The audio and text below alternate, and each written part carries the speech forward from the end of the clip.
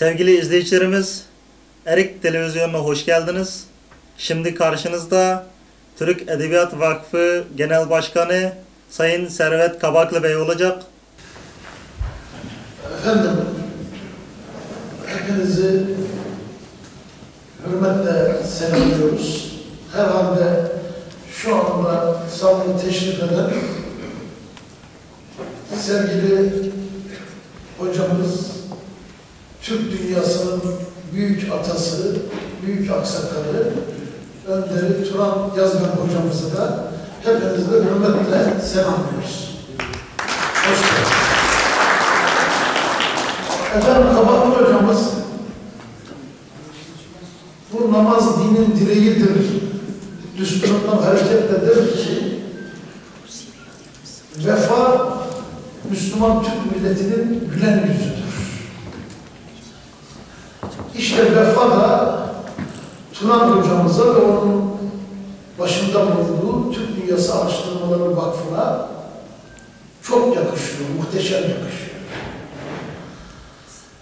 Elbette bütün büyüklerimiz gibi 15. Hakka Yürüyüş Yıl dönümünde İsa Yusuf Altekin büyüğümüzü, babamızı, atamızı da rahmetle yad etmek üzere buradayız. İsa Yusuf Altekin en basit ifadeyle Kabaklı Hoca bu kendisine Türk Edebiyatı Vakfı tarafından düzenlenen Şükran Günü'nde yaptığı konuşmada İsa Yusuf Altekin'i bize Türklüğümüzü, bize milliyetimizi hatırlatmaya gelen, o Tayyip'ten gelen bir seyyah olarak tarif etmişti ve ona en güzel yakışan ifade de elbette Türklük mücahididir. Bu Abdülkadir Doruk Hocam'ın başkanlığında bir heyetin hazırladığı, o Şükran Günü için hazırlanan bu kitapta da kitabın adıdır. Türklük mücahidi İsa Yusuf diye. Efendim, ben elbette önce değerli büyüklerime söz vereceğim. Kendileri lütfedecekler, hatıralarını ve İsa Yusuf Altekin hakkındaki düşüncelerini söyleyecekler. Sonra da uygun görürseniz, vakit kalırsa bendeniz kendisini nasıl tanıdığını, kendisiyle tanışma şerefine nasıl eriştiğini ve ondan sonraki yıllarda beraber hasbelkader onun hizmetinde Türklük davası için yaptığımız çalışmalardan bahsetmeyi isterim. Elbette burada değerli konuşmacılarımızın dışında çok kıymetli büyüklerimiz var, hocalarımız var. Onunla çok güzel, mesela işte Abdülkadir Doruk hocamız burada, Sami abimiz burada, Sami hocalar, Gülçin hanımefendi hocamız burada ve Rasim Cinisli burada. O Rasim Bey kim geliyor diye sorduğu Rasim Cinisli burada. Bir seyahat sırasında inşallah kendileri anlatırlar size. Ben şöyle bir baktığımızda İsa Yusuf Bey 94 yıllık hayatının, evet, 20'li yaşlardan sonra özellikle bir asil adam olarak Kaşgar'da doğuyor. Bizim kültür başkentimizde doğuyor. Ona bağlı bir kasabada Yenihisar'da doğuyor. 1901 senesinde. Evet, toprağa bağlı bir ailenin çocuğu. Anası da babası da toprağa bağlı insanların çocukları. Bir bey çocuğu. Evet, Yenihisar bıçağını da çocukluk günlerinde beline takabilen bir bey çocuğu. Hani bizde Bursa bıçağı var ya, biliriz Bursa bıçağını. O Yenihisar bıçağı da Atayurumuz Doğu Türkistan'da sembol bıçaklardan. Çünkü Yenihisar'da çok güzel bıçak yapılır. İsa Yusuf Bey'in o o bıçağı bendeydi. Evlat, beşinci evlat, belki beşinci evladı sıfatıyla bendeydi ama geçirdiğimiz yangın sırasında maalesef evlatları bana hediye etmişti kendisiyle birlikte. O yangın sırasında maalesef büyük bir yangın geçirdim. O yangın sırasında maalesef benim için manevi değeri çok yüksek olan o bıçağı da kaybetmiş oldum. Ama hem İsa Bey'in ve davası hepimizin içinde, gönlünde, damarlarında elbette yaşayacak. İsa Bey'in ben tanıdığım günden itibaren Doğu Türkistan'sız nefes aldığını hatırlamıyorum hocam. Asla. Doğu Türkistan davasını doktora giderdi. Doktor derdin ne diye sorardı. O Doğu Türkistan davasını anlatmaya çalışırdı. Yani midesi ağrıyor, kolu ağrıyor, sırtı ağrıyor, gözleri görmüyor. Bir gün İsa Bey'e dedim ki efendim, niçin bunu yapıyorsunuz? Elbette siz Doğu Türkistan'ı anlatacaksınız ama size doktor derdinizi soruyor. Ahmet Yarıcı'ya gitmiştik.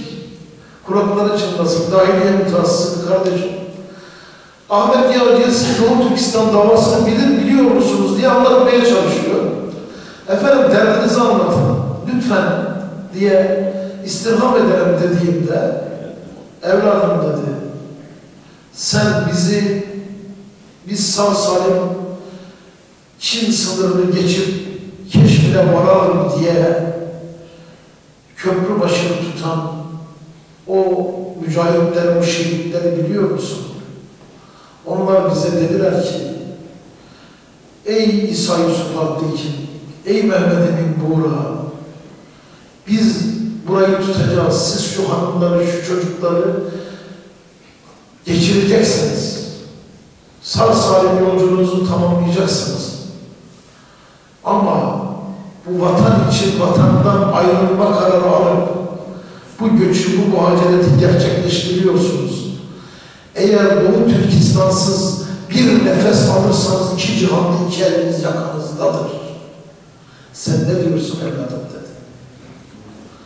Ben Doğu Türkistan demeyeceğim de ne diyeceğim dedi. Evet, Doğu Türkistan davası İsa Yusuf Bey'in başında bulunduğu, liderliğini yaptığı dava elbette İsa Yusuf Bey de hayattayken de Türkiye'de devleti idare eden ve vaziyeti idare eden bürokrasi eliyle birçok defalar akamete, ihanete uğramıştır. Ama ben İsa Yusuf Bey'in Türkiye Cumhuriyeti Devleti'ne bir an kırgınlık içerisinde olduğuna asla şahit olmadım. Bu devlete minnettarlık kendi ifadesi hepinizin kulaklarındadır. Gençlerimiz bilmezler. Benim ağabeylerimin ve benim yaşıtlarımın kulaklarındadır. Esir ve mazlum Türk dünyasının yegane istinadgahı, ümit kaynağı aziz Türkiye'miz diye başladı. Peki ben bu büyük Türklük mücahidini nasıl tanıdım? Nasıl mücadelesine nasıl şahit oldum? Gazetelerde görüyordum. Özellikle Kabaklı Hoca'nın sütununda Tercüman Gazetesi'nde, diğer gazetelerde, o zaman Bizim Anadolu Gazetesi'nde, Her Gün'de, Orta Doğu Gazetesi'nde, o yıllarda hep İsa Yusuf Bey falan yerde konferans verdi. İşte Komünizmle Mücadele Derneği yıllarını atıfta bulunan haberler. Ve bir gün Tercüman'ın 13 yaşından itibaren Tercüman Gazetesi'nin en aziz muhabiri olarak işte basın hayatının içine girmişim. Sonra da Elazığ'da bir mahalli gazetede de yazıyorum. İsa Yusuf Bey'in haberlerini de kesiyorum. Gerçekten o Atayurt'tan gelen seyyah. İçimize öyle yerleşmiş. Üniversiteyi kazandım ve tercihim, üniversiteyi de Türkiye 7.'si olarak kazandım o zaman.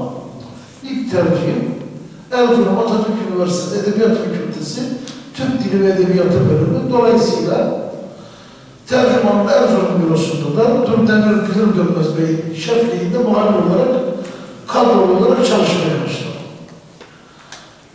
O öğretim yılının sonuna doğru Erzurum Atatürk Üniversitesi'ndeki Türkçü, ülkücü öğrenciler bir karar aldık ve bir fetih gecesi düzenliyoruz. Ama fetih gecesinde Malazgirt adlı bir tiyatro oynanacak ve bu arada Salihli'den gelmiş Kazak kardeşlerimiz, Doğu Türkistanlı Kazak kardeşlerimizden birinin teklifiyle de Salihli'den böyle gencecik küçük çocukların bulunduğu bir büyük heyetle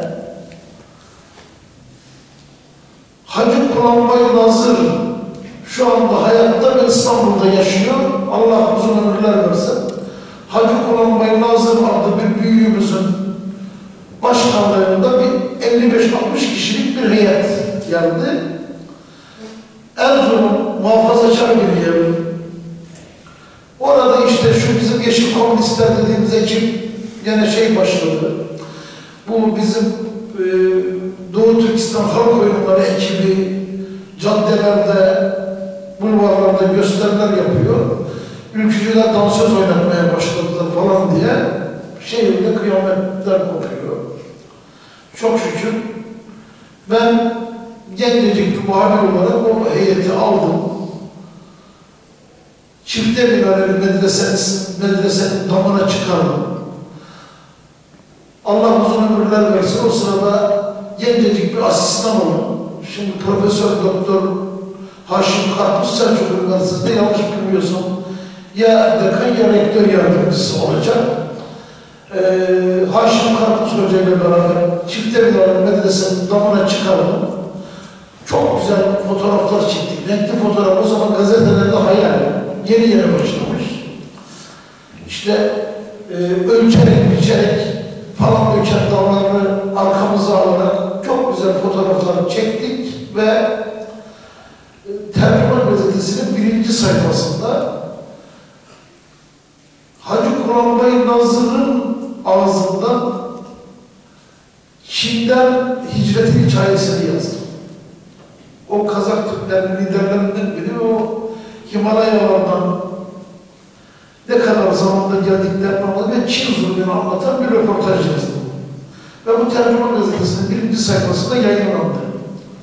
Ertesi gün Emlak Kredi İşhanı'nın bilmem kaçıncı katında karşılıklı 2 ofis odasından müteşekkil büromuzda, Tercüman Erzurum bürosunda çalışırken önce bir telefon geldi. İlk telefon eden kişi Mansur Teyici'ydi. Mansur Teyci Bey'le bildiğim kadarıyla şu anda yaşıyor. Gene Güneşli'de, Kazakkent'te yaşıyor. Allah uzun ömürler versin. O teşekkür etti, kapattı. Ama öğleden sonra bir telefon geldi. Bizim şef Dudemir Bilir Dönmez, iri cüsseli bir abimiz önce ayağa kalktı, karşımda oturuyor. Önünü düğmeledi. Emredersiniz efendim, 1 dakika dedi. Ve bana sessizce gel dedi ve telefonu uzattı. Kimin aradığını da söylemiyor. Ben telefonu aldım. Telefondaki ses bana şöyle hitap etti. Servet Kabaklı Beyefendici, benim aziz kardeşim, size Çin esareti altındaki aziz vatanımız Doğu Türkistan Türkleri namından minnettarlığımı, şükranlarımı arz ediyorum efendim. Davamıza çok büyük hizmet ettiniz. Ben İsa Yusuf Altekin'im efendim. Dilim tutuldu. Kekelemeye başladım. Ama öyle bir şerefti ki altında ezileceğim bir şeref.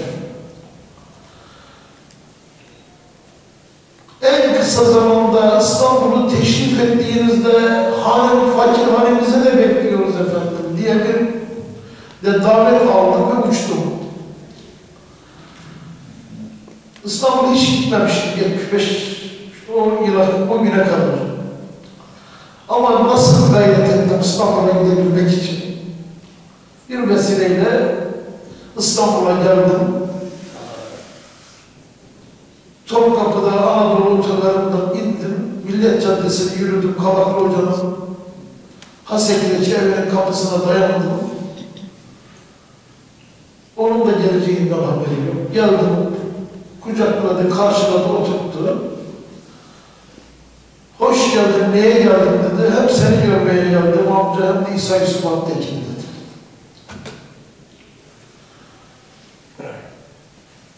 Aradı, epey ben oyaladıktan sonra İsa Bey'i 559 82 hatırlayacağım telefonumda İsa Beyciğim aradı ve dedi ki benim yeğenim Servet Kabaklı bir ülkücü gençti. Elinizi öpme şerefine layık olmak istiyor efendim dedi. Ve kalktım. Çok heyecanlandım da efendim ben geleyim ziyaretlerine. Hayır efendim o gelecek dedi ve ben gittim Ataköy'e. Yani evi soruyorum, birisinin karşıma birisi çıktı. Bir Doğu Türkistan'da olduğunu hemen hemen anladığım bir genç arkadaş çıktı. Dedi ki beni yola salın sizi karşılamak için. Yarın ben sizi götüreyim.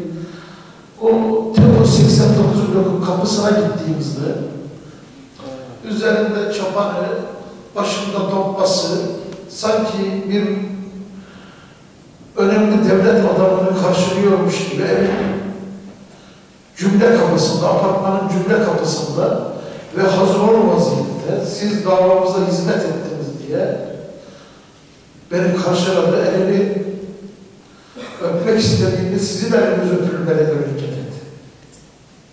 Ben gencecik bir çocuğum. Elini zar zor öptüm. Sonra çıktık, beni evlerinde misafir ettiler ve böyle başladık. Evet, o büyük mücahitle, o büyük liderlik kolay kolay kazanılacak bir vasıf değil. İnsanın ruhunda da olacak, fıtratında da olacak, her şeyinde olacak. Yani evet, Hamit Bey çok güzel tarif etti. İsa Bey'le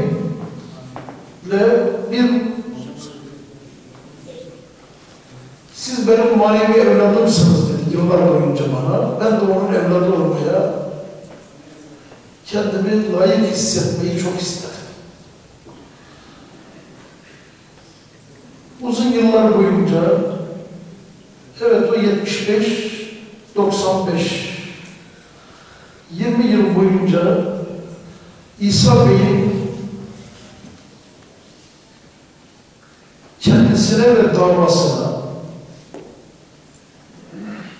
elimden geldiğince, gücümün yettiğince, evet karıncanın hacca gitmesi, haccının ölmesi misali hizmet etmeye çalıştım. Ama bizim yaptığımız hizmetlerin tamamını toplasanız İsa Bey'in o volkan gibi gönlünden kaynaklanan dava azminin, mücadele azminin zerresi olamazdı. Zerresi olamazdı. Ben İsa Bey'in Antalya'daki 1. Türk kurultayında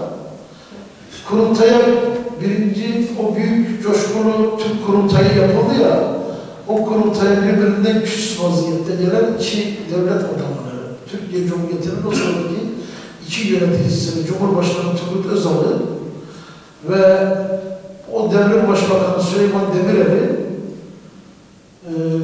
aynı fotoğraf karesinde nasıl buluşturduğuna şahit oldum. Turan Hocam da hatırlar mı?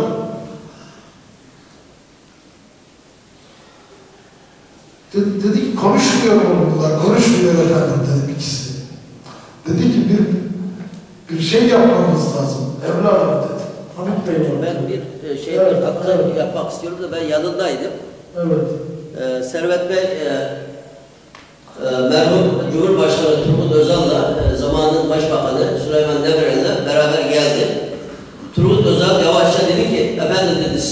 bu rüyalarınız gerçek oldu. Yıllarca savunduğunuz fikir tahakkuk etti. Ben göremeyeceğim ama siz göreceksiniz dedi. Böyle deyince liderimiz dedi ki siz ikinizi bir yerde görmek ne kadar güzel. Tamam. Evet, o arada Demirel'i bir tarafına, rahmetli Özal'ı bir tarafına koyduk. O ikisinin ellerini birbirinin üstüne koydu, her zaman yaptığı gibi. O fotoğrafı da ben çektim. Şükür. Şimdi efendim, İsa Bey ile ilgili benim anlatacağım o kadar çok şey var ki, anlatsam 3 saat daha sizi burada tutarım ama bir şey söylemeliyim. İsa Yusuf Aktekin söylemeliyim size. O insandı, o çok sevgiyle dolu.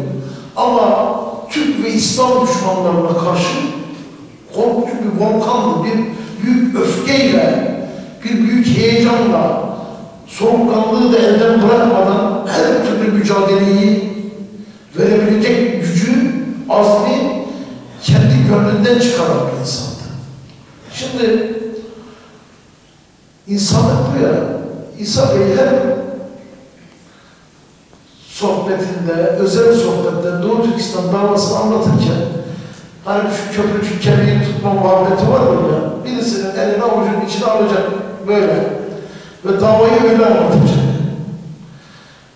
Türk Cumhuriyetlerinin işte hürriyetlerine kavuşmalarından hemen sonra Savli Hanım Kazakistan Devlet Televizyonu'nda Turan Veda Siyası diye haftada 3 saatlik bir program yapan Savli Canibek kızı bizim misafirimiz olarak geldi. İsa Bey'le Ataköy'deki evde röportaj yapıyor. Kameraman temin ettik. Devlet televizyonu için röportaj yapılıyor. Ve İsa Beyciğim o evde işte 2 koltuğu yan yana getirdik. Bir sehpa koyduk araya. Konuşuyorlar. İsa Beyciğim bu herhalde torunu yaşındaki Savli'nin elini böyle aldı konuşuyor, anlatıyor.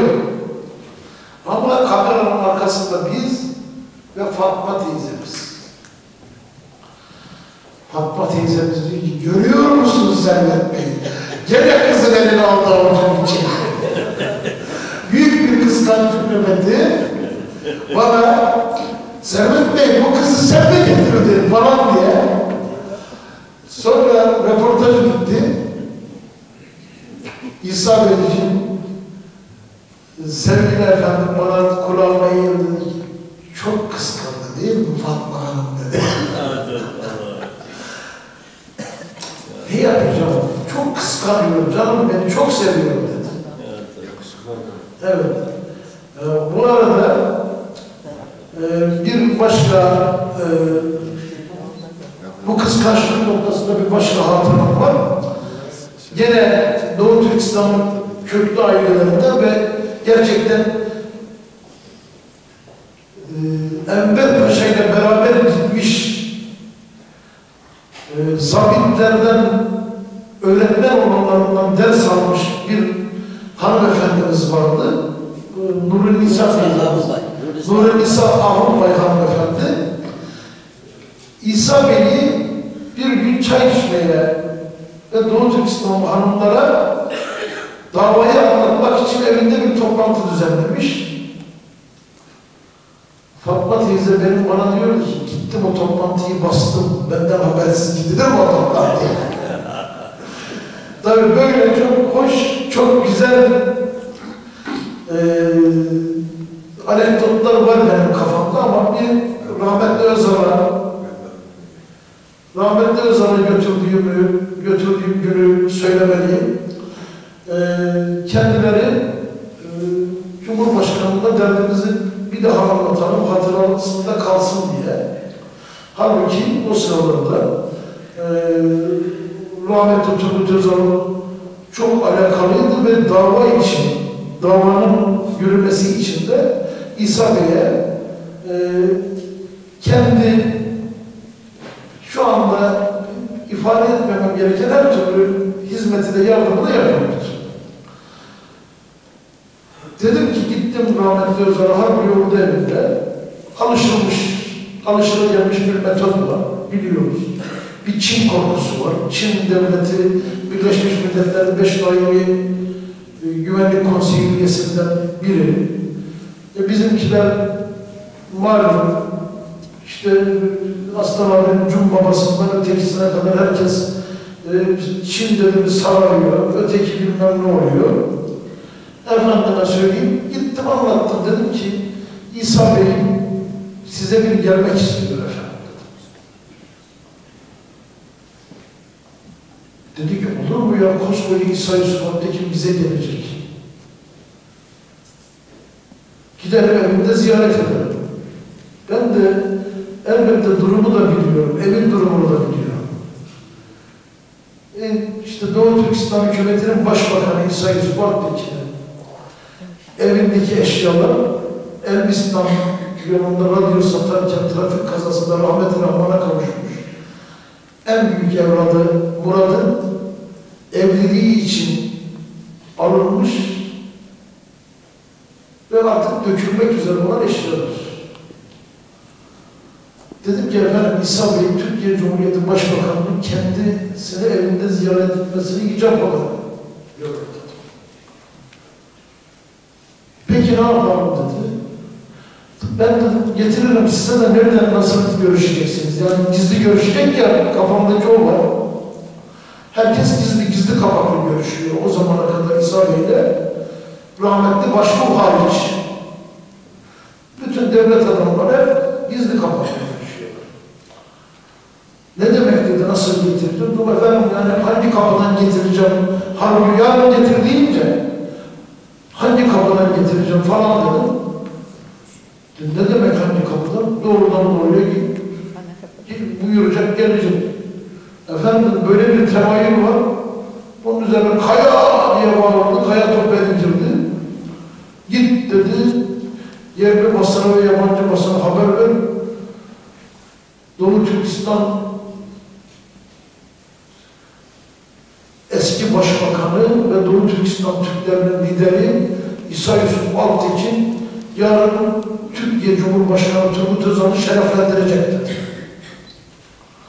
Ben koşa koşa geldim, haber verdim. Ertesi gün aldık, götürdük Arslan abiyle beraber. Rahmetli göğsün gök bayrağı saklamış, Türkiye Cumhurbaşkanı'yla görüşüyor. Dedi ki benim ömrüm yetmeyecek belki ama Doğu Türkistan davasını size emanet ediyorum Sayın Cumhurbaşkanı. Çok duygulu bir an, gözyaşları bir taraftan.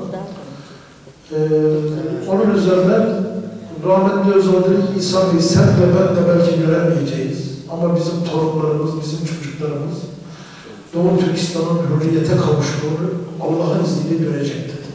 Çin zulmü de bir gün yıkılacak dedi. Nasıl Sovyetler yıkıldı, Çin de yıkılacak. Evet, Elçi Bey'le buluşturmamız, Elçi Bey'le efendim Turan Hocam'ın daha önce gerçekleştirdiği toplantılarda bir araya geldikleri Mustafa Abdülcemil Kırımoğlu'yla, Mustafa Cemiloğlu'yla yine Boğaz'da bir tekne gezisinde bir araya getirmemiz. Oralarda yaşananlar. Ama iki tane çok ciddiye almanız gereken görüşme var ki onları size mutlaka söylemeliyim.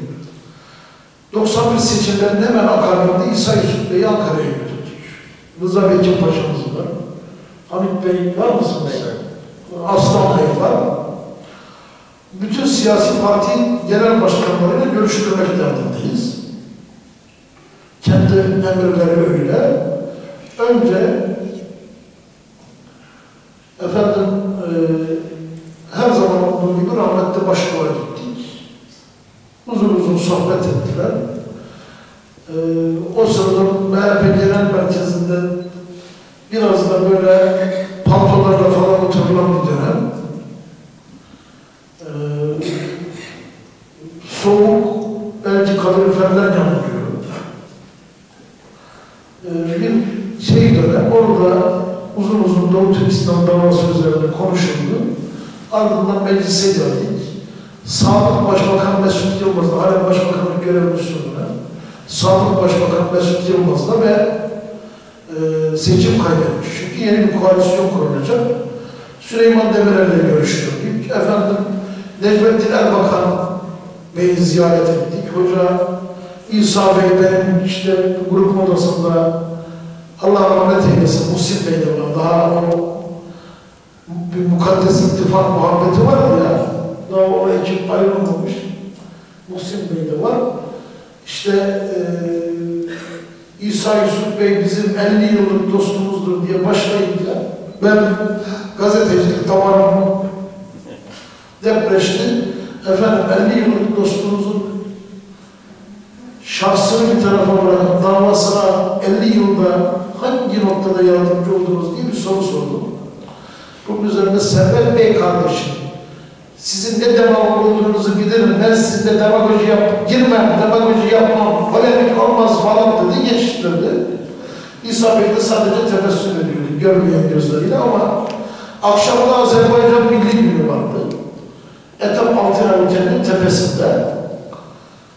O Azerbaycan Milli Günü'nde İsa Yusuf Bey'i dokmasıyla, çapanıyla gören bir kısım cahiller, büyük siyasetçiler, İsa Yusuf Bey'i Azerbaycan'dan gelmiş bir aksakal zannediyorlardı. Halbuki biz Milli Günü'ne iştirak etmeye gitmişiz. Tabii o Milli Günü'nde birçok siyasetçi var. O siyasetçiler devlet adamı var. Rahmetli Başbuğ geldi, İsa Bey'le orada da görüştü, sohbet etti. Ardından başkaları geldi, sohbet etti. Ve koalisyon görüşmesi yapan Demirel ve İnönü arka arkaya girdiler.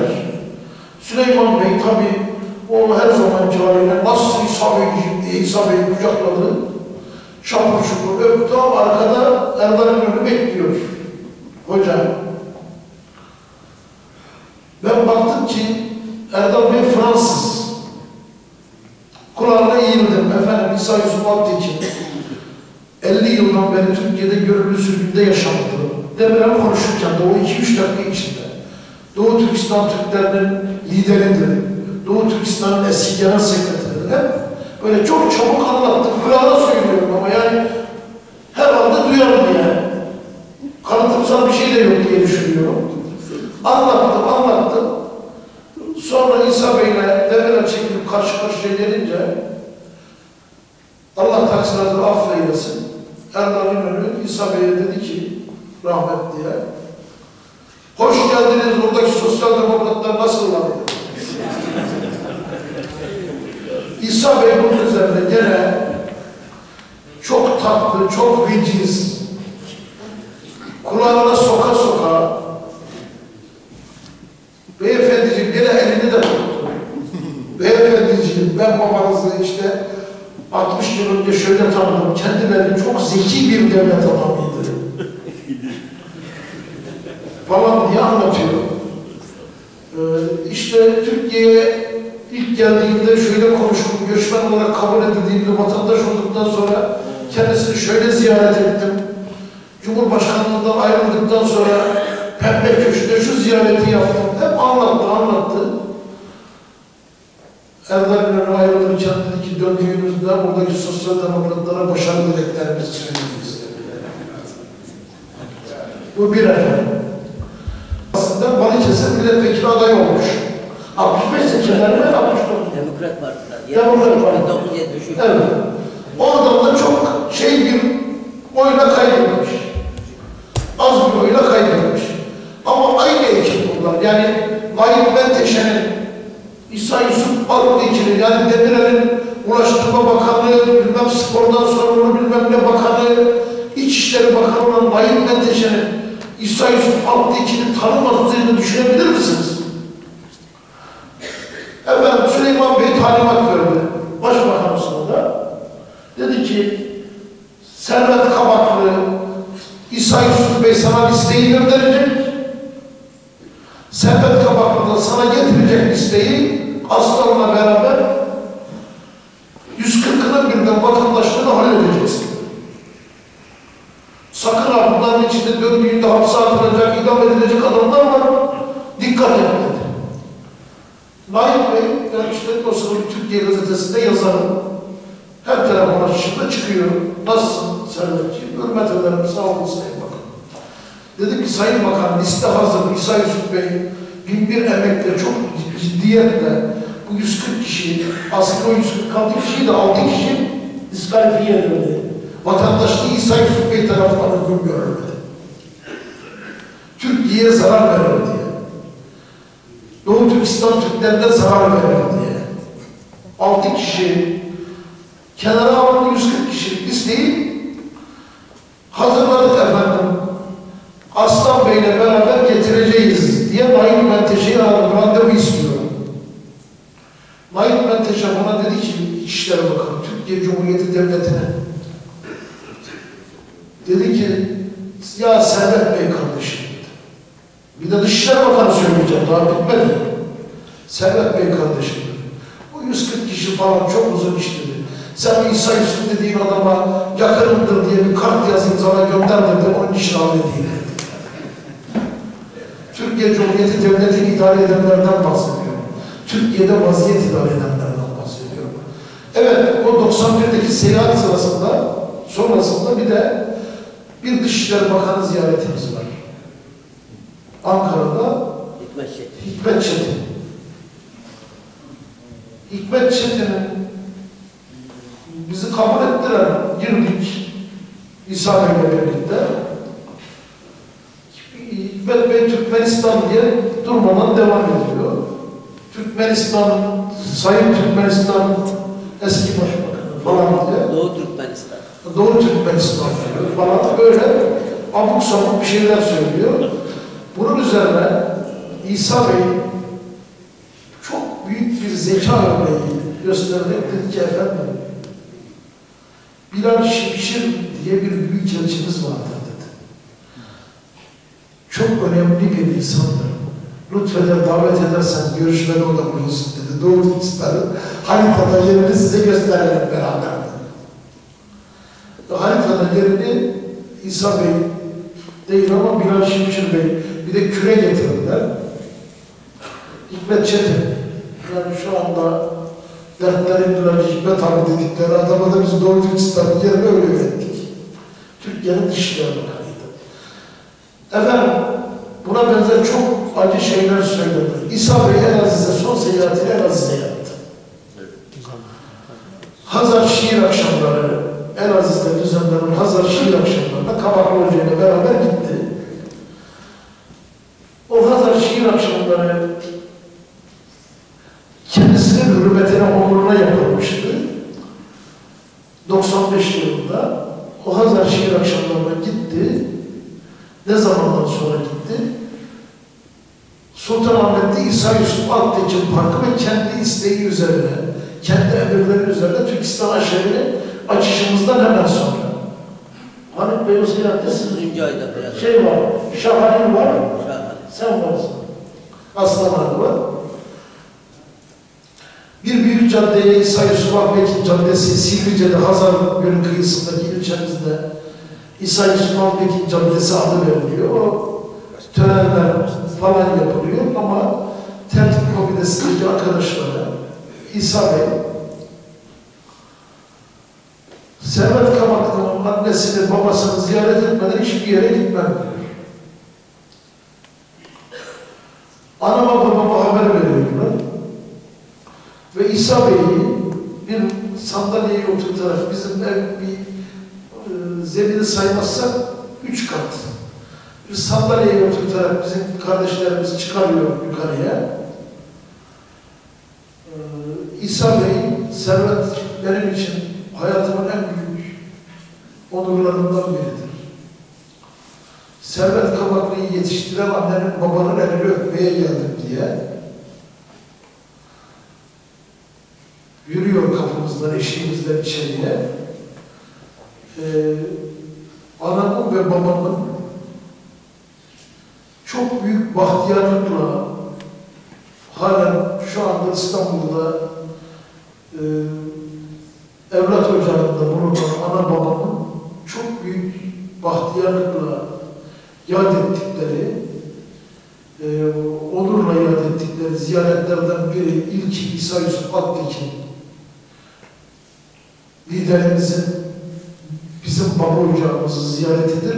Onun ardından elbette Türk dünyasının büyük aksakalı Turan Yazgan hocamın geçen yıl kendi onuruna yapılan ve Türk Dünyası Hizmet Ödülünü kabul buyurmak üzere şereflendirdiği Elazığ'da baba ocağımızı ziyaret ederim sevgili hocamın.